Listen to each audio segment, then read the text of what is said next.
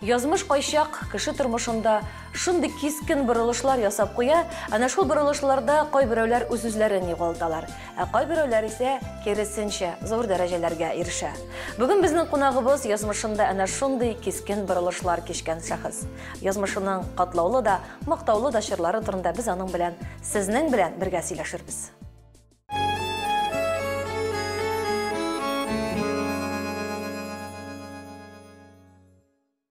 Бүген безнең кунагыбыз Галиаскар Камал исемендәге Татар дәүләт академия театрының әйдәп баручы актерларының берсе, Татарстанның атказанган артисты Олег Фазылҗан.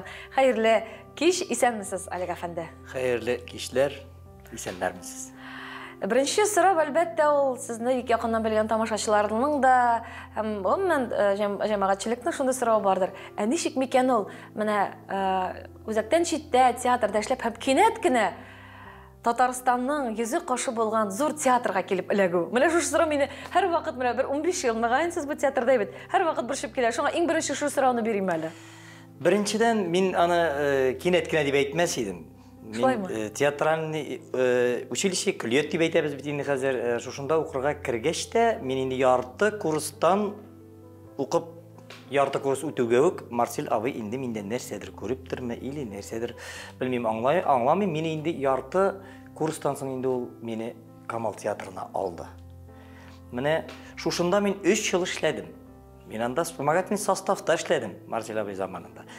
Менә әйтеп киттегез бит, ниндидер кискен борылышлар, ике аяклы да инде салындырып Камал театрында эшлим дип, җир җимертеп йөргән көннәрнең берендә безнең ул вакытта әле училищеның директоры Мәсгуд абый Имашев иде. Шулай чөп киләбез. Декабрь айлары тирәсе микән инде бу, яңа еллар җитеп килгәндә микән. Мин чөп киләм, ул каршы менеп килә. Алик, син әле кая барырга икәнлегеңне уйладыңмы, планлаштырдыңмы? Уйладыңмы, планлаштырдыңмы? Мен ничек инде кая барам? Камал театрына барам. Андагы бөтен артистлар инде мине Камал театры артисты дип санап йөргән мәлдә менә шушы сүзне ишеттү.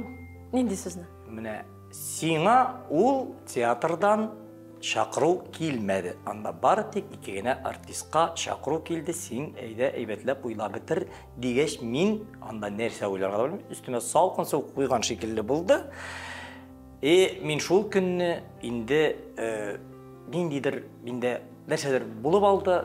Шуннан кичкә Илдар абый безнең Хайруллин укытучыбыз, Николай Иванович Дунаев менә безнең педагогларыбыз шулай бит, Марсель абый курс җитәкчесе иде. Илдар абый килде безнең репетицияларга. Мин ул көнне сәхнәгә менмәдем. Менә шуннан аннары ничесең инде, кая барасың? Уйланасың, мин дуамал идем, яшьтән үк дуамал идем мин. Мин бер театрга да бармаска дигән карарга килдем. Элек бит юлламалы белән җибәрәләр иде. Мәдәният министрлыгыннан киләләр иде. Шуннан сине инде юллама белән җибәрәләр. Мине бик нык чакырды мәрхүм инде ул минем тормышымда бик зур роль уйнаган кеше безнең Татарстанның атказанган артисты Богатырев Анатолий Степанович. Бу Минзәлә театрында 30 елга якын директор булып эшләде. Ул мине ике куллап алырга инде мин сиңа шуның хәтле акчалар бирәм, бүтән бер җирдә бирмәгән акчалар бирәм. Моннар Әлмәттән чакыру булды. Ничектер менә Казанга ияләнәсең дә, ничектер ул безгә ул вакытта, мин хәзергесе белән чагыштырмыйм. Ул вакытта ул безгә ниндидер бер авылрак кебек тоела иде. Авылга китү кебегрәк тоела иде. Мин авылны бетереп атасым килми. Барыбер Казаннан китү инде ул үзегез беләсез. Менә шунда миңа әйтәләр инде, әгәр дә син бармыйсың икән театрларга, без сиңа диплом бирмәгезме әйтәм. Авылда диплом кирәк түгелендә завклуб булып эшләргә дип мин чыгып киттем.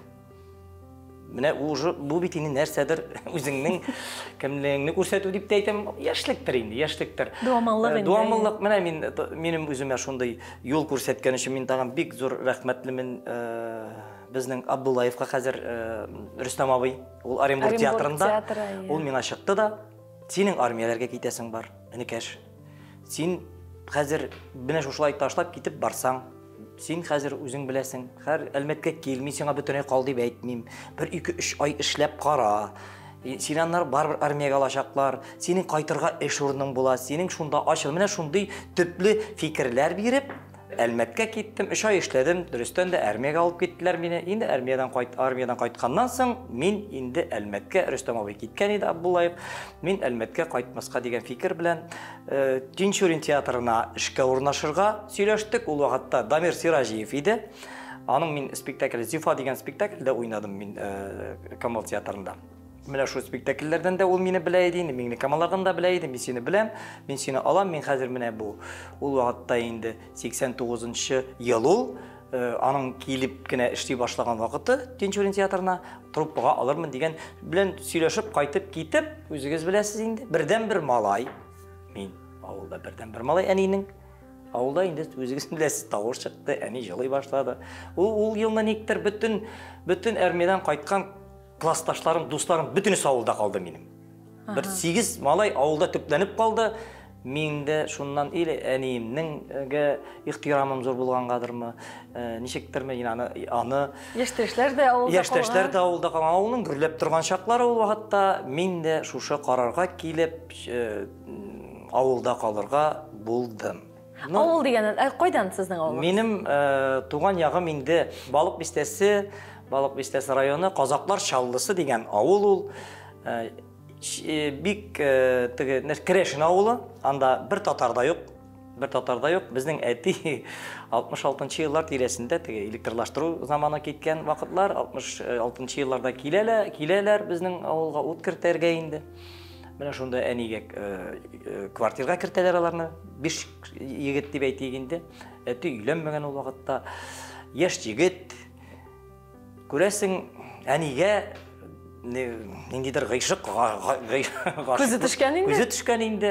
Әнигә 20 яшь зуррак әтигә караганда, менә күз алдына китерегез. Безнең әни яшь чырайлы булды гомере буена. Аның бер вакытта да үз яшен бирмиләр иде. Күз алдына китер 19 яшьлек егет 39 яшьлек хатынга гашык булсын әле. Монда бит инде нәрсәдер булгандыр, күрәсең. Мәхәббәт көчле булгандыр. Бала әни белән икесе инде сөйләшенәләр дә. Әнинең инде буйга җиткән кызы бар бит. Әле без буйга җиткән кызы апа минем мәрхүмә инде. Әни үзе үлгәнчә 2 баласын җирләп куйды инде ул. Менә шушылай итеп Гаилә корып яши башлыйлар. Гаилә корып яши башлыйлар. Мин ул киткәндә мин курсакта калганмын. Армиягә китә. Армиядә инде әни аңар хәбәр җибәрә, малай туды, исемен үзен куш. Әни ул һәр вакытта да иратны ират итеп яшәде. Менә шулай итеп армиядәге юлламадан Алик дигән исемне куша әти. Чөнки анда аның дус иптәш егете бергә хезмәт итә торган иптәш егет ул да өйләнеп килгән, безнең әти дә өйләнеп килгән, алар сүз куешалар. Менә миңа күп кеше миңа сорауны бирә, концертта чыгыш ясасаңмы, башка җирдә булсам, нишләп Алик синең менә исемең? Нишләп фамилияң Фазылҗанов дип әйтеп куялар да, мин әйтәм. Инде сез Крешин егете булгач, андай сорау тумады әле. Крешин егете дип ансысын белгән юк инде, аның кайсы мин Крешиндерме, татардырмы, ансы минем үземдә, ичемдә ярты якта Крешин каны, ярты якта татар каны дип кутыласың инде, шулай бит. Менә динне түгел бит хикмәт. Мин беренче урынга динне куймыйм. Кешелеклек сыйфаты булырга тиеш. Ул һәр вакытта да китапларда да шулай язылган кеше булып кал дигән беренче чиратта. Бәй диннең дә төп асылы ул бит кешелеклек. Кешелеклек дөрес. Безнең әнигә ничек бездә менә бит тугаш балаларны сөннәткә утырталар, исем кушалар, шулай бит нидә урыста Крешиндә шумылдыралар. Мине әни бер нәрсә эшләтмәгән. Үзе үскәч, әтисе татар. Мин аңа каршы килеп, үзенең үз юлын үзе сайлар дип, әмма ләкин уже гомернең соңгы ахыргы чикләрендә ул мине барыбер нәрсә әйтсәң дә үзенең динендә күрәсе килде. Анары әтигез армиядан кайткач, әзмәз генә хәтерлим. Мин аны 4 яшьләрдән соң инде безнең әти коры булды. Менә мин үземдә коры дип әйтә алмыйм үземне. Минем холык ягым бөтенләй белән әни яшаган. Безнең әни алдан кычкырып ата иде. Сүгеп ата кирәген бирә кешегә. Аннары инде ул үч саклап йөрми иде. Менә оныта. Безнең әтигә бер вакытта да кайтып җыларга ярамады. Meni шулай кыйнадылар, мені шулай рәнҗеттеләр дип кайтып әйтәсең икән, кыйнарлык булгач, җиңелмәслек булгач, нәрсәгә барып ябышасың, кайтып кит өйгә дип әйтә торган иде. Менә әни инде берәрсе тидеме, әни инде безнең башта беләдер кемдә аның гаебе миндә. Менә шушындый тәрбия алып үстек. Аллаһка шөкер, үкем мин бүгенге көндә үзем дә менә әниләр, әтиләрнең тәрбиясе белән балаларны тәрбияләргә тырышам. Менә 6 яшьтә инде дәвам итәм, 6 яшьтә безнең әни белән әтинең юллары аерылды. Мин аларны нитмим. Нәрсә дип әйтәләр соң инде. Тәнкыйтьләмим. Яшь аермалары бик зур. Әни белән әтинең. Монда инде тормышка карашлар да төрлелеге. Әти белән бик матур яшәдек, бик теге дөрестән дә бер 16 яшьләргә хәтле күрә алмадым. Мин аны күрә алмадым. Монсын яшәрем батырын түгел, әтигә карата минем ниндидер бер каршылыгым булды. Ул авылга килгән чакларда да мин әни әйтәдер, кыягыз шикелле агарып чыга идең дип. Аннары үзем ират булгач, инде ират булып җитлегә башлагач аңлыйсың бит аны. Мин бер вакытта да әни мине әтигә каршы тотмады. Үзегезнең әтигез белән мөнәсәбәтләрегез 16 яшьтә яхшырып китте дидегез. Ул ничек яхшырып китте? Сез аралаша башладыгызмы? Әти белән әни өйләнешкәндә бабайларга бик озак бармаган әни, әти Биектау районыннан дип әйтәм бит, Тимерсе дигән авылдан. Миңа 4 яшь чагында гына мин җылап калганымны хәтерлим. Алар төнге якта, кичке яктамы китеп кундылармы Казанга менә сәдер булды инде. Кичтән барып кундылар. Мине алмадылар, мин акырып җылап калдым инде. Мин әни әйтәм ди инде, хәзер икәүләшеп килеп кирип, атаңнарга Тимерше авылына кайтып инде. Бу карт хатын нәрсәгә кайттың дип куып чыгарсалар, аның уятын кая куярсың дип әйттем ди. Әгәр дә сине куып чыгаралар икән, синең белән мин дә ярып чыгып китәм дип әйтте ди. Әти дә принципиаль. Килеп кирдек ди. Кая куянда куу ди, күтәреп кенә алмыйлар инде ди. Пыш-пыш сөйләшәләр ди. Кара әле бу, бердә карт күренми икән бит дип әйтә ди. Әби инде. Бу бит Фарукка караганда да яшь күренә дип әйтә ди. Шушы әби дип әйтә инде безнең Хәбир әби. Шуннан матур итеп кунак җыйдылар ди. Бүтән әле бу юлысы хәзер, эй малайнап килмәгәнегез, эй малайнап килмәгәнез дип ул вакытта инде бабай урын өстендә яткан булган. Менә карточкасын гел баш астыннан тартып чыгарам да бигрәк тә үзебезгә ошаган, шул бигрәк тә үзебезгә ошаган дип гел карап ятам. Әтекәй дип әйттем ди инде, үй алдым килергә. Карт булгач кыенсындым. Безнең балайны үзенә елендереп, шулай шундый сүзләр әйтерсез дип нитмәдем, кыймадым килергә алданрак дип әйткәч ди, эй килен, син алай дип әйтмә. Әллә шатырда үсеп тора торган имән шартлап сынасы да, әллә шыгырдап торган агач сынасы дип әйтте ди. Менә шушының шикелле имән кебек яшәп яткан җиреннән әти электрик иде безнең. Шушында багана башына менгән җирдән, шунда багана башыннан төшәлми калды. Ут белән китеп барды ул 46 яшьтә. Ток суктымы? Ток сугып шуның белән китте. Менә шушы бабайның әйткән сүзе менә бит күрәсезме? Менә шушындый нәрсә булып чыккандыр инде. Дуслашып киттегез кайчан? Дуслашып китүебез безнең әле ул 16 яшьтә без әзрәк. Мин нәрсә өчен аңар бик ник. Ул килгән сайын бер нәрсә алып бирәм, бер нәрсә алып бирәм, башта нәрсәдән башланды соң. Кичкенә генә самоходтан башланды, 3 тәгәрмәчле самоходтан. Аннары зур самоход диде, аннары мотоцикл. Может ул бит балачага бит, мин бит аны әйтәм кешеләргә. Әти шуны алып бирәм дип әйтте. Ул бит кил булмый. Алып бирмей. Алып бирмей бит ул. Балакай. Алып бирмей. Мин аны гаепли алмыйсым кил. Анда да 3 бала бит аның, 3 кызы. Ул ана өйләнде, әйме? Ул анда өйләнде. Ул минем хәрим менә сеңелкәшләрем Габдулла Кариев театрында эшлиләр. Энҗе Камалиева, Эльвира Фазылҗанова дип әйтим. Алар минем сеңелкәшләрем бик матур яшәп ятабыз, бик йөрүшеп торабыз бер-беребезгә. Армиягә заторга да чакырдым мин аны. Ул килмәде. Чөнки курыктым дип әйтте ди. Теге нәрсәле бу мине берәр ишәтмәсен дип курыктым. Анда бик курку белән яшәгән әле ул. Мен армиядан кайтканнан соң инде мин бөтенләй инде икенче төрле булып кайттым. Әтигә карап. Акыл кереп, туйларга да чакырдым мин аны. Туйларга да килде ул. Матур итеп кенә яши башлагач, менә шулай менә һәр аны да юксынам мин. Дөресен әйтергә кирәк. Берәр нәрсә эшли башласаң да кан тарта барбер. Туганнары белән дә, әтинең туганнары белән дә якынлаштык, алар белән дә йөрүшеп торабыз. Үзең ират булгач аңлыйсың икән аны. Үзең ират булгач аңлыйсың. Әти кеше булгач бигрәк тә аңлый башлыйсың. Сезнең әнигезнең язмышы да бик шома гына түгел, катлаулы аңламыйча мин. Минем әни яшьтән үк инде ул бик күп күргән. Менә мин хәзер уйлап утырам.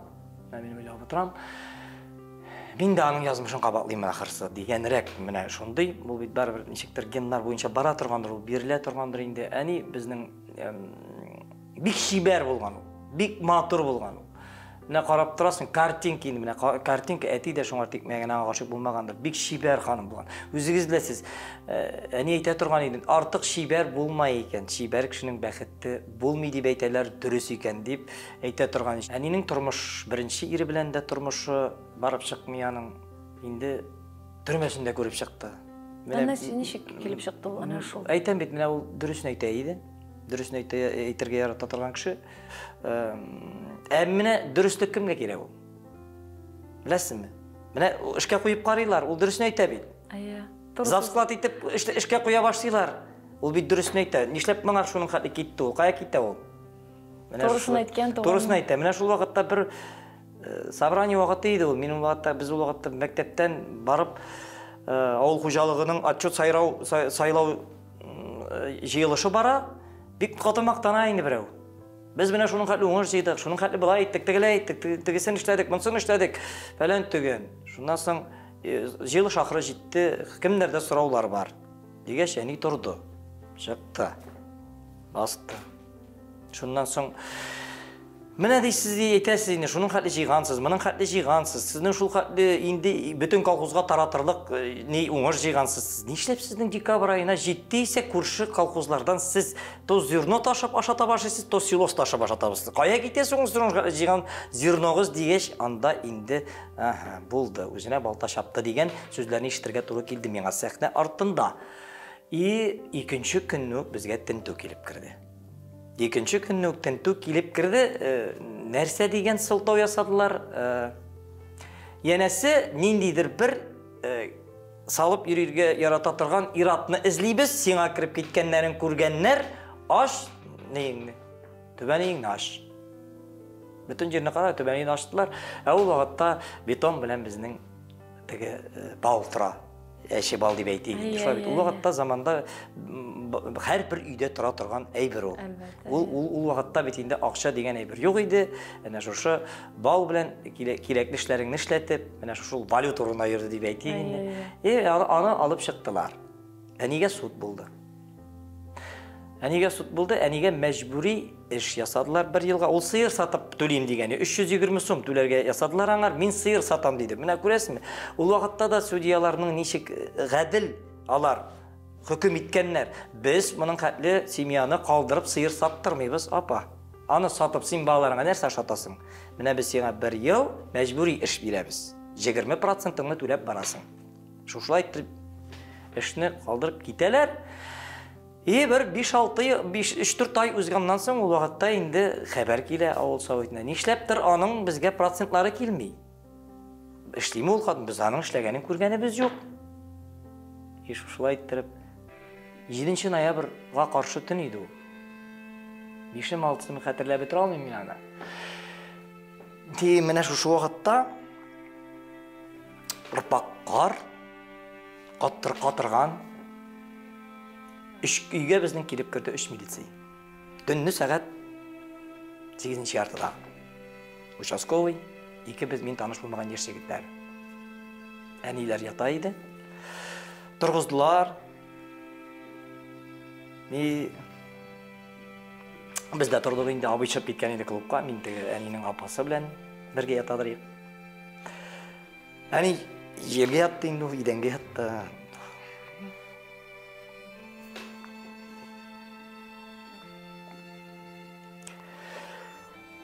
Шуннан ул бездә бит инде икон утыра. Шунда ятты, сорый инде, алып кит магазинга инде. Алар кайып түгел бит.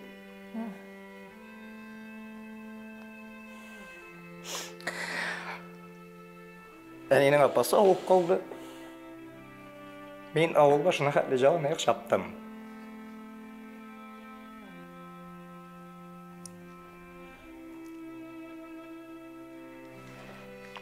Булар минем бик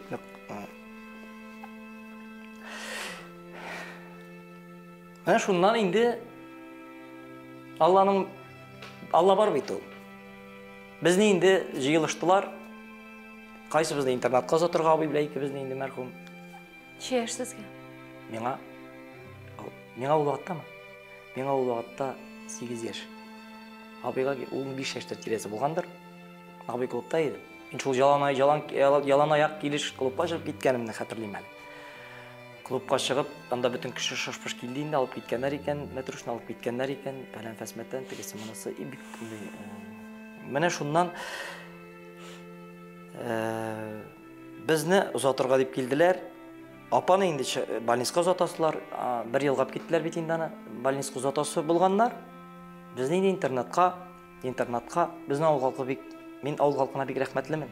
Безнең авыл халкы минем өчен үлеп тора торган кешеләр. Аны бит бөтенесе дә теге ни түгел, нәрсә әйтсәк тә.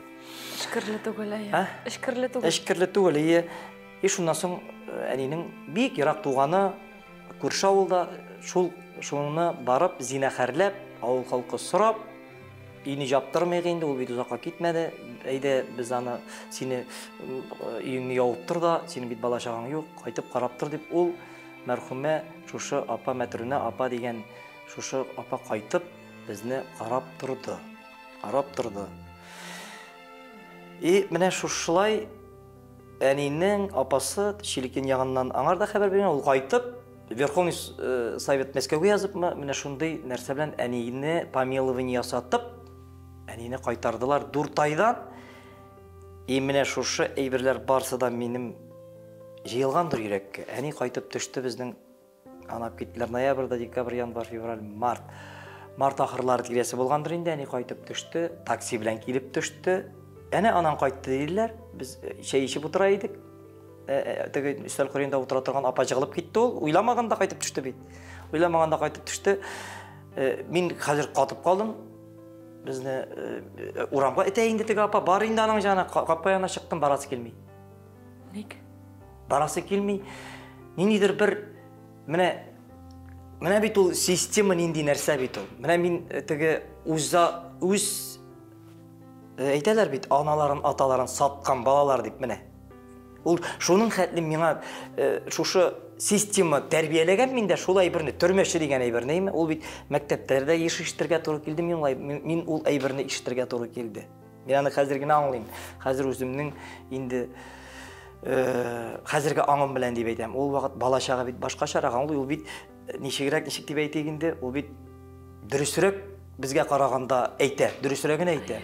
Менә шушындый, менә мин бүгенгесе көнгә кадәрле үкенәм. Әни миңа бер тапкыр гына түгел, 1-2 тапкыр, 3 тапкыр әйтте. Ачу килгән чагында әйтә торган иде. Менә синең абыең, ул аны гел һәр вакытта да үрнәк күрсәтте абыйны. Менә синең абыең. Алланың биргәне шөкер, 90 яшьенә хәтле җитеп үлде. 2 ел үзебездә торды. Бәхиллеген меңерләп улым моның хәтле итәрсез дип уйламаган идем диде. Мин сезгә мең бәхиллекләремне бирәм дип, бу дөньядан саулашып китеп барды. Менә әниебез 90-га хәтле җитеп үлгәндә дә ул һәр вакытта да минем шикелле уен көлкеле иде. Ул үлгән вакытта да уен көлке белән китеп барды бу дөньядан теле югалганчыга хәтле.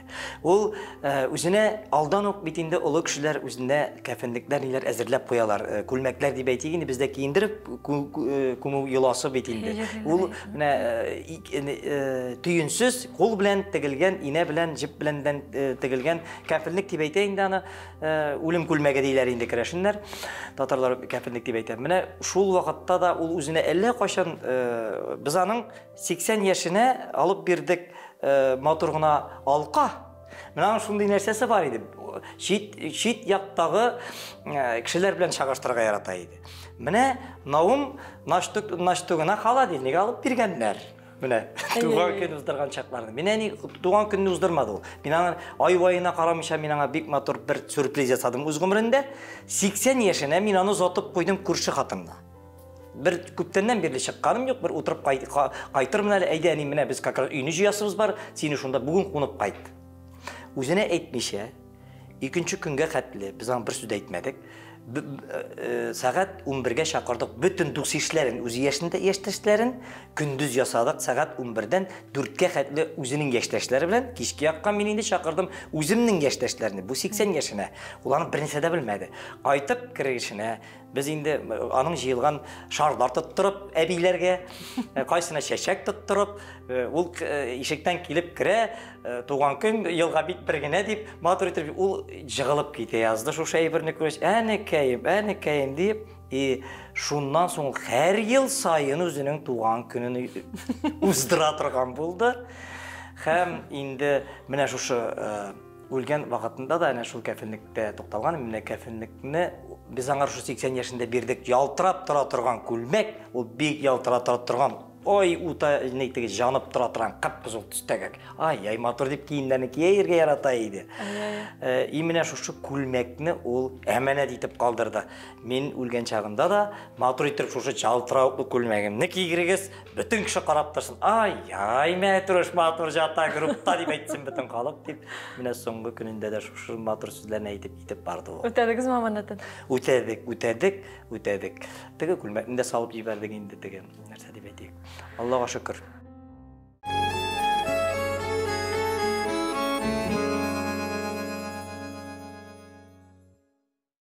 Эфирда язмыш тапшыру. Бүгін біздің қонағыбыз Татарстанның ат қазанған артисті Олег Фазылжан. Сіз шундай матур итеп, қызық итеп сөйлейсіз. Мен хәтта дүниямны ұнытып сұрауларымны береге де, әзірлеп қойған сұрауларымны береге де ұнытып отырам. Шулай да әйдәгіз әлі сіздің шақси тұрмышығыз әйленіп қайтығыз әлі. Шундай бар-бар от янып тұрған егетке қызлар ғашық болмай қалмағандыр, күпме қызлардың жүрегін яндырғансыздар. Шулай бейді. Бірінші мәхәбәтігіз, хамығымен ғайла тұрмышығыз тұрымда сөйләші келі. Қәр кімнің ол бірінші мәхәбәті бола тұрғандар, ендейме? Менің өзімде де болып ұзды ол. Болып ұзды, 7-ші класста оқығанда болып ұзды ол, өзімнің классташ қызыма.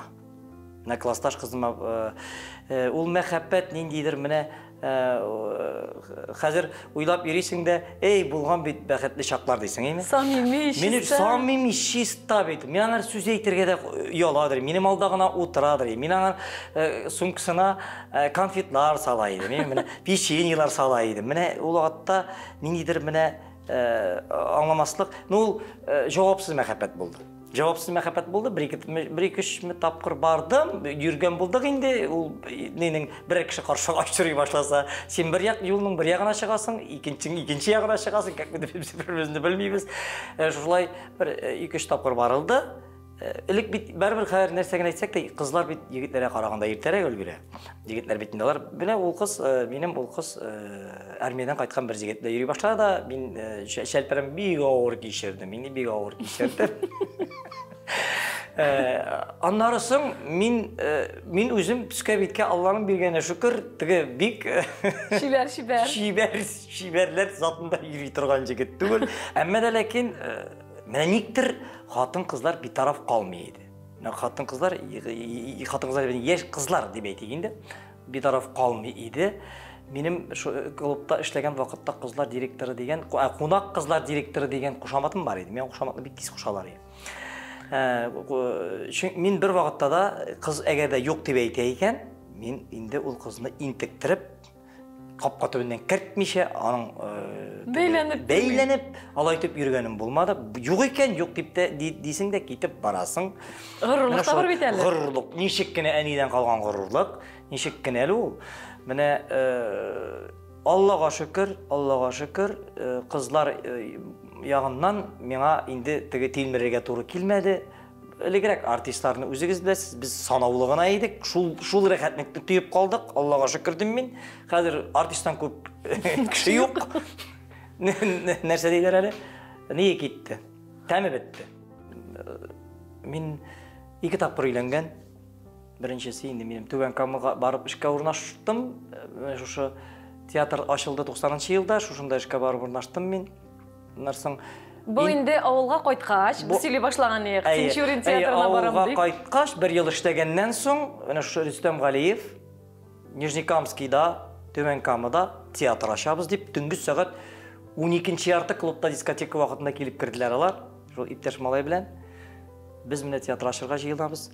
Әйде, мені алар алып қана кеттілер, бір рөл ғана ойнап қайт деген. Білем, мен барып қарап қана қайтайым әлі деген ой білем. Бит ауылда қалсам да жүрек қаман шушы сәнғатқа тартылды. Бір ел ішіндегіне де мен клубта 24 әйбір қойдым.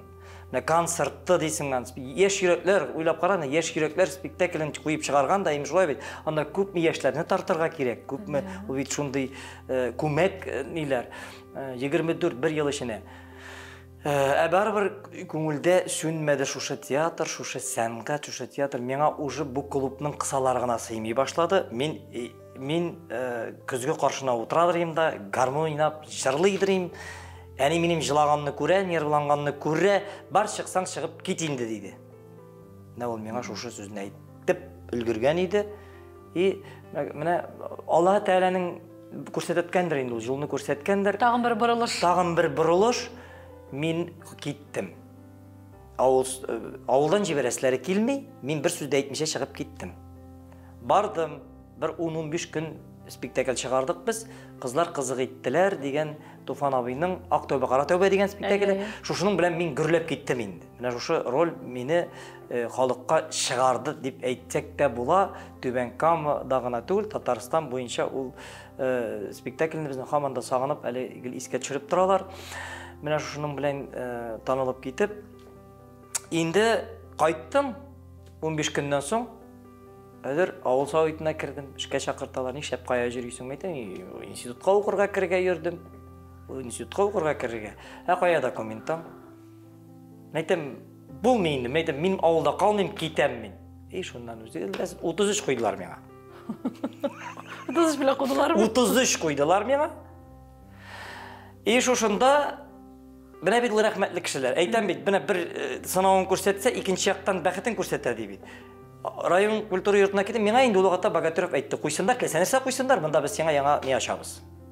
Книжка ашабыз ие, біз сеңа мұнда яңадан әлметіңнен башлап бір жерде әшләмеген, міне мұндағын әшләген еттіріп ясыйбыз да, фәлен фасматтан деген әйбір ясады да енді ол. Шолай деп, менің қорқмадым да енді, нәрсесіне қорқасың. Аннары әлі бейді, ішлегене башлағанша, олағатта тәге нәрсе деген әйбір қызықсыда, стар жоғала деп отырда ойламайсың да енді. Ойлап та бермейсің, мәңгі еш болып қалармын кебек бейті ол. Бардым, район культура йортына, аңдағы орыс кішісі, зафадил культура. Ол меңа, нешек сен 33 қойдылар, метем шолай. Сен ауыр что ли анда ауылды, әйде біз сені мұнда районға алабыз. Давай, мен қазір уже әкірнәпкені ауылға айып барам.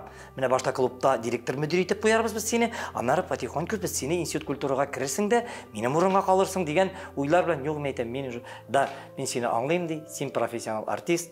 Сена, наверное, кетсең бұл чырақ болыр, сен бар мұнда енді район орымында ғана қаласың деген, міне бейті ол, сен қалдыр, бүтін зәйлін яз, мен ол кіші келгеш, аңар қол қойдыртырмын deyip, меңа айырым зәйлін яздыртып, меңа шеста қолыма нейімні книжкәмді беріп, меңа yollar ұзатып қалдылар. Міне шушында театрда іштей башладық, әкірінләп кіне. Шушында шыраттығыз енді бірінші қатынығыз. Yok, алай болмады ол. Міне мен не әйттелер енді қар уақытта да тіге қыздар білен көп ергешіне ең бірінші сен үйленесің. Класста ең бірінші сен үйленесің. Ең ақтыққа қалдық. Шылай бұла бет ол. Ең ақтыққа қалдық. Бүтін достарым үйлене бітті. Клубқа шығасың бүтінесі абай, Алик абай дейлер. Әйтем, бұлай үріп бұлмай нәрседе болса қарарға керек кетейінді. Міне шушылай айттырып, меңа әйтіп тұрам бет, ол яқтан қыздар ғашық бола тұрғанлар еді. Ғашық бола тұрған бір қыз білән үйленіштік енді біз міне. Шундан міне ұртақ алабыз болды, менің қызым үсе деп енді. Мен қазір өзі 24 яштайын, 23 яшта. Төбенкамада бүгінгісі күнде. Менің ел білән кеткен еді. 3-ші курстан ташлап кетті. Театральный училищедан ташлап кетті. Мен қаршыда келмедім енді. Башта әзірек қаршы болып қарадым. Неше тәсің? Әлбәтте енді кетті. Өзінің елім, мәйтем, өзің абынсаң, өзің әуіп кәлейсің. Мен сен қаршыда келе алмайым. Өз елін тапты. Ол қазір моторғына институтларда оқып ята, аэропортта ішті ол. Аннары сөйінде yazmış тағын бұра бейт ол міне. Бұра, анса енді менің шәқси өзімнің ішсірлерім анса менде қалсын. Екінші тұрмыш құрдым. Төбенкамада яшеген вақытта. Төбенкамада яшеген вақытта түгіл, әйтіп тұрам, әр вақытта меңа Аллахы тәғәлә нәрседір көрсетіп тұр ол. Шул біздің тұрмыш икеге айырылған шақта керек бит сеңа менә Казаннан сине шақыру театрга. Сіз айырылышқан едіңіз ме инде хатыныңыз белән вакытта? Без ул вакытта айырылышып бетмәгән идек. Апрель айында айырылыштык без. Миңа хәбәр булды февраль айында. Без монда гастрольгә килгән идек Казанга. Спектакльләрне уйнадык та, Шамил Зиннуршины үзегез беләсез. Урны җәннәттә булсын. Ул кеше дә минем өчен бик миңа бик рәхмәтле. Бик рәхмәт. Ул бик күп кешеләр аңа рәхмәт укый торган. Мин дә аңа рәхмәтле. Кушылып әйтим әле, урнашмакта булсын. Кош тоткан шикелле бу килеп кирде безнең театр Тинчурин нинде бинасында без спектакль куя идек. Бу кош тоткан шикелле йөгереп килде. Син иртәгә Фәрит, бер кат янына кирип чыга әле. Син кирип чыга. Кил. Без сине театрга алабыз. Мен шушы мин нәрсә эшләргә дә белмәдем. Спектакль алдымнан ничә уйнап чыкканын да белмим инде мин. Дөресен әйтергә кирәк. Шуннан икенче көнне килдек. Икенче көнне килдем. Фәрит Рифкатовичка кирдек. Фәрит Рифкатович миңа бер сүз дә әйтмәде. Менә бу пьесаны укы әле дип миңа пьеса бирде ул. Икенче көнне миңа әйттерсең әле менә бу пьеса турында фикереңне диде. Фәрит Рифкатович ул шундый бит ни? Санаучан бит ул. Шушы Зөлфәт Хәкимнең Телсез күке теге яңа татар пьесасына конкурс заманнары бит инде. Шу гөрләп барган чагы бу шунда җиңү яулаган икән, миңа әйтеп шуңа. Мен шушы мин укып килдем, бөтен дә укып чыктым мин аны. Ничек ошадымы ди? Әйтәм, ошады. Менә син монда ди кайсы рольне күбрәк ошаттың ди. Әйтәм, кайсы рольне ошаттың дип әйтәм, монда бөтенсе дә кызыклы рольләр. Кайсыңны алма, анда бит бөтенсе дә шундый ачылган матур рольләр. Менә без сиңа ди шундый рольне тәкъдим итәбез ди. Мин бит уйлыйм, мине чакырып кына берәр спектакльгә генә чакыралар мәллә. Шушы спектакль өчен генә махсус чакыралар мәллә. Мен икедә уйлыйм, әйтәм, бу киләм әйтәм, янрысы бар. Уйнап чыгам, әле бердән уйсыз. Менә шуннан соң мин аңлап алгач әйтте ул миңа, менә митем театр бар, минем фәлән фәсмәтем бар. Без юк ди, без сине бөтенләй алырга чакырабыз бит. Мәйтәм, ой, юк, мәйтәм, юк, сез нәрсә? Мәйтәм, хар, бүтін анда минем Нижнекамский театрында бүтін репертуар минем үскә жүкләнгән, мәйтәм, ул вакытта дөрестән дә шулай иде, рольләрем бик күп иде. Без дисеңә бер ел ни калдырабыз? Тегендә дә бар уйныйсың, монда да менә шулай, что әкренләп кенә тегендә синең урынга кешеләр керткәнче без тимибез дигән әйбер белән менә шундый сөйләшү булды. Менә мин бүгенге көнгә хәтле әле мин Аллаһка шөкер дим.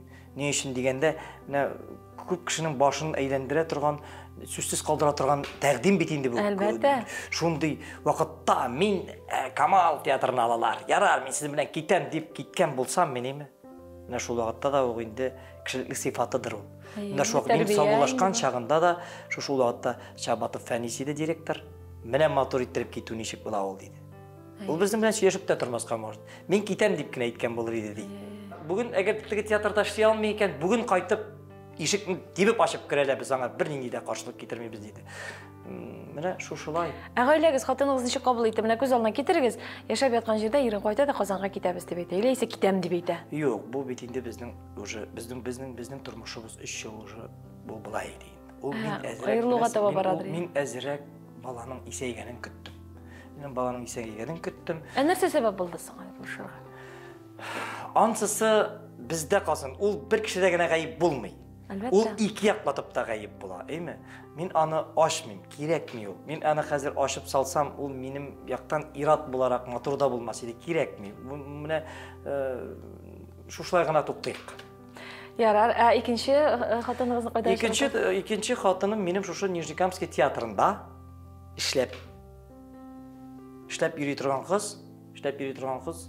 Менә шуннан ул бит теге нәрсәдер авыр вакытта ниндидер берни эзли башлыйсың. Җыллык. Ират бигрәк тә. Ират бигрәк тә, дөрес бала чага бит инде без. Хатын кыз әле ныгый. Хатын кыз нык, сүздә юк. Менә җылылык, менә шул вакытта, менә шушы хәзерге хатыным минем күзгә тап булды. Мин карап бирим. Ниндирәк кызлар бу театрда. Мин бит әле 6 ел Түбән Кама театрынан да китеп тордык без. 6 ел мин эстрадада эшләп алдым. Монда инде яңа артистлар килгән иде. Рөстәм яңадан театрга кайткач, ул да китте. Ул да 6 ел аның әзрәк булгандыр. Ул килгәннән соң безне яңадан җыйды, без киткән кешеләрне. Менә шул вакытта уже булар килгән иде инде бу. Хәзергесе хатыным дип әйтик инде. Менә шуны сөйләшеп киттек, әкрен генә матур гына йөри башладык. Менә Аллаһка шөкер, бүгенге көндә 3 малай үстереп ятабыз. Субханаллах. 3 малай үстереп ятабыз. Инде улы малайга 14 яшь. Була исән сау булсак март аенда кичкенәсе, уртанчысы 13 яшь, әле монысы 2 яшьтә 8 ай була менә исән сау булсак. Менә язмыш. Тагын бер борылыш. Тагын бер борылыш. Борылыштан күп күрдек инде. Инде күргә язмас.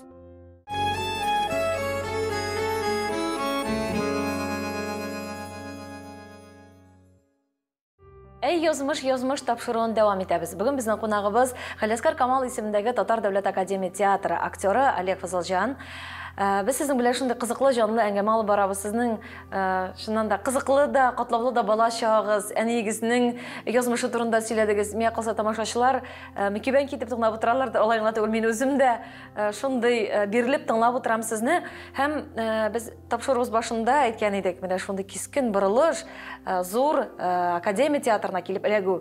Ул бит әле алды да һәм җайлап кына эшләп киттең түгел. Монда бит улпат актерлар, ничек кабул иттеләр? Ул бит бер тапшыруыбызда Фирая Акбарова әйткән иде. Һәр театрның үз гаилә, үз кагыйдәләре бар, үзенең башлыгы бар, үзенең тәртибе бар дип. Менә сез бит инде шулай урамнан кергән яшь студент түгел.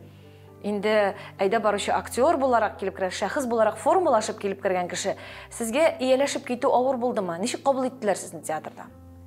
Уйнау, беренче спектакль ничек уйнадыгыз сәхнәдә? Әйсе сәхнә инде ул. Беренче спектакльне мин ничек уйнап чыкканны да үзем аңламыйм.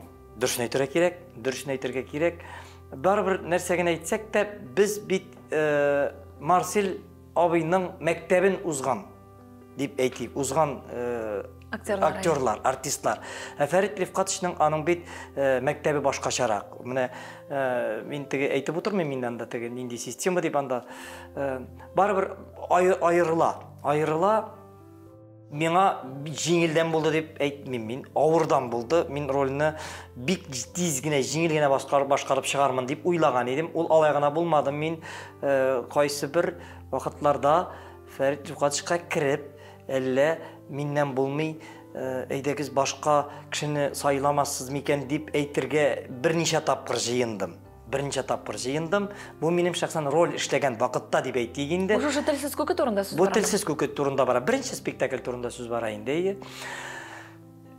Аннары килеп керү, коллективка килеп керү сүз дә юк, үзегез беләсез. Бит тегендә Солтан Төбән Камада үземнең сүзне әйтә торган, курыкмыш әйтә торган артист монда килеп төшкәч, үзегез беләсез, инде үзләренең сүзләрен әйтә торганнар бик күп.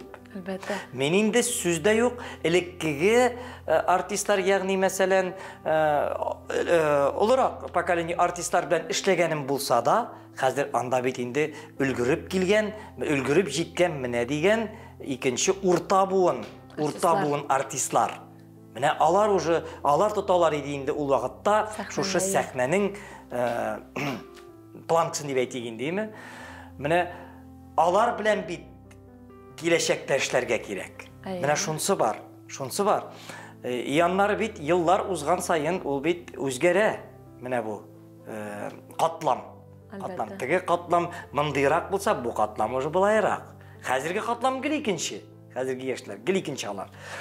Менә мин әйтмәс идем, килгән хутка мине теге кочак җыеп сынау бар, төрле сүзләрне ишетергә туры килде. Төбән Камаданы чакырып уйнатмасалар, үзебездә артист биткән мәллә дигән сүзләрне дә ишетергә туры килде. Аларның бөтенсен йотарга кирәк. Аның бөтенсен дә йотарга кирәк. Теге рәхмәт, мин айырым әйтеп утырмыйм хәзер, кемнәр миңа теге булыштылар, ниттеләр. Күбесе, бөтенесе дә диярлек. Мин элеккеге артистлар, алар инде мин алар белән эшләгән, ул Хәлим абыйлар, Илдус абыйлар, Ринат абыйлар дип әйтик инде. Алар инде Сибит Әсгар Шакиров белән беренче спектакльдә Әсгар абыйлар инде, алар мине электән белгән артистлар дип әйтик. Алар белән сөйләшеп йөрсәң дә, әле бит тегеләргә еләшеп җитеп булмый. Миңа Туфан абый да әйтте.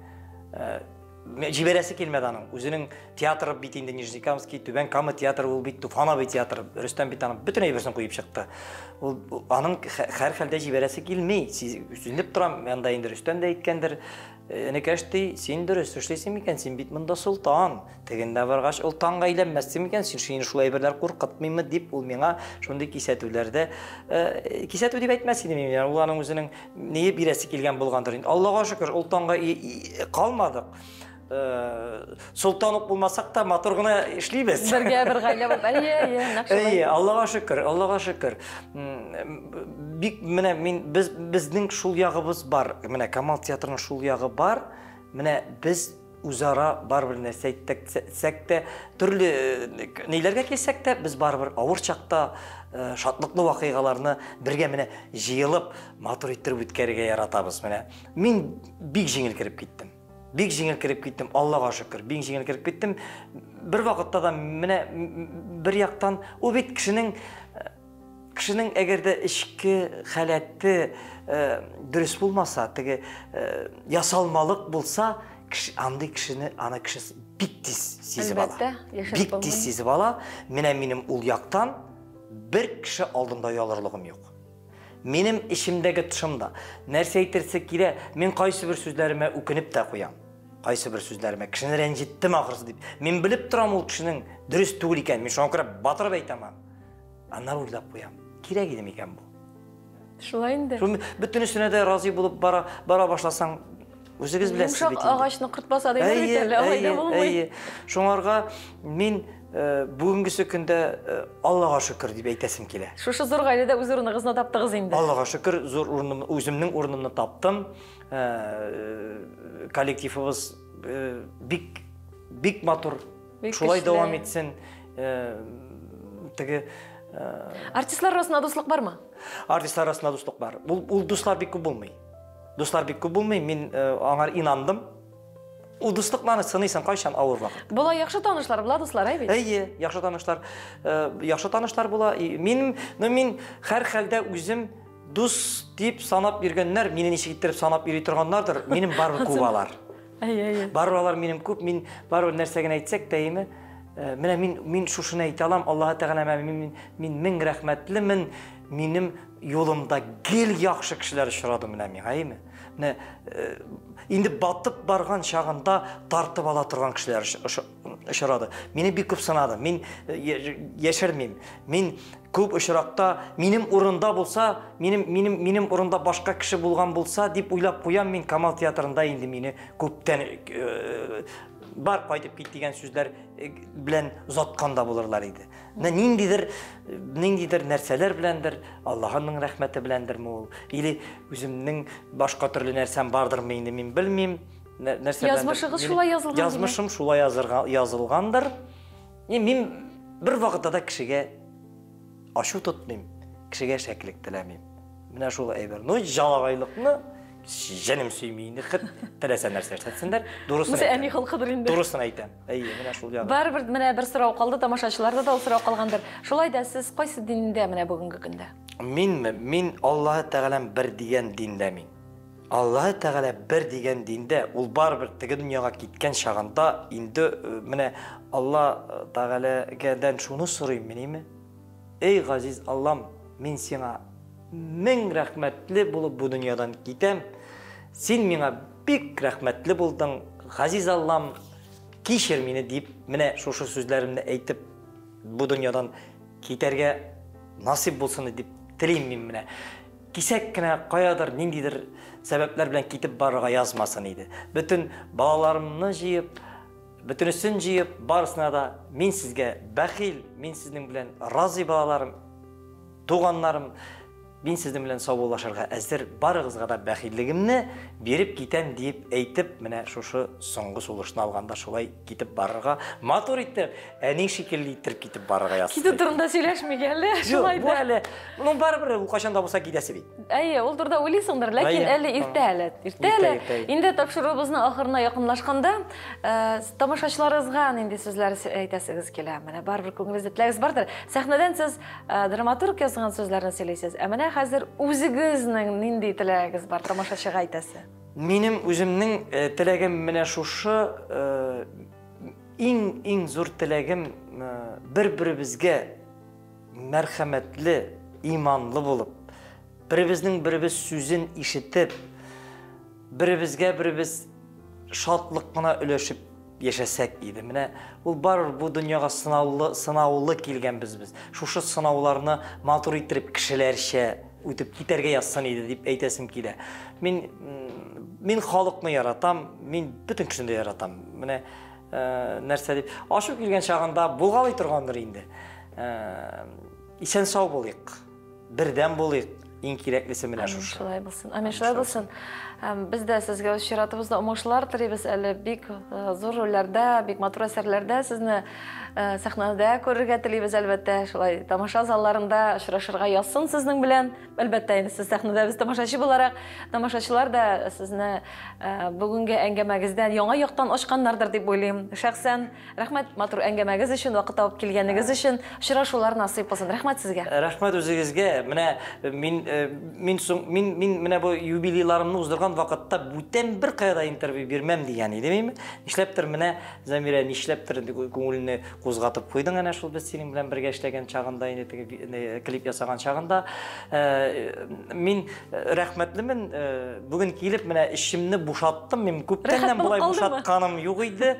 Рәхмәт шушындый матур тапшыру алып барганыгыз өчен. Менә шундый каядыр килеп үзеңнең тормышыңны сөйләп бит әле син кешегә тагын нәрсәдер җиткерәсең.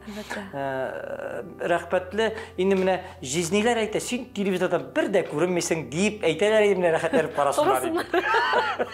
Рәхәтләнеп караганнардыр дип уйлыйм тамашачыларыбыз да. Рәхмәт безнең белән булганыгыз өчен. Төгәл бер атнадан очрашырбыз. Очрашканга кадәр исән сау яшәгез. Исән сау.